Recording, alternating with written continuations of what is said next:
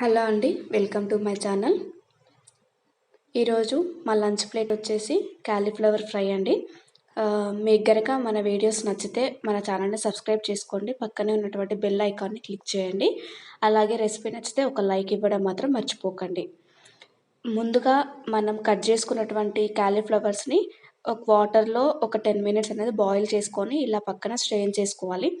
ఇలా స్ట్రెయిన్ చేసుకొని పక్కన పెట్టేసుకున్న తర్వాత ప్యాన్ పెట్టేసుకొని అందులో కొంచెం ఆయిల్ వేసుకున్న తర్వాతకి ఆనియన్, పచ్చిమిర్చి, కొంచెం కరివేపాకు వేసుకొని ఫ్రై చేసుకోవాలి.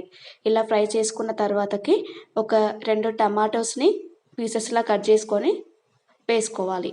టమాటోస్ అనేది మగ్గిన తర్వాతకి క్యాలీఫ్లవర్స్ అనేది వేసుకొని ఆ మసాలా అంతా కూడా క్యాలీఫ్లవర్కి పట్టే విధంగా ఒక 2 నిమిషాలు అనేది మీడియం ఫ్లేమ్లో ఇలా ఫ్రై చేసుకోవాలి. ఇలా మసాలా అంతా పట్టిన తర్వాతకి ఒకసారి ఇలా తిప్పేసుకొని మనకి కావలసినంత ఉప్పు, ఒక 2 స్పూన్ల కారం అనేది వేసుకోవాలి.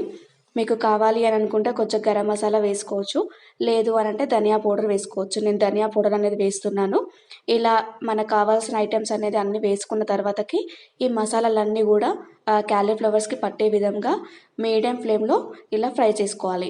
ఇలా ఫ్రై చేసుకున్న తర్వాతకి మనం సర్వ్ చేసుకుంటే చాలా టేస్టీగా ఉండే క్యాలీఫ్లవర్ ఫ్రై అనేది రెడీ అయిపోతుంది.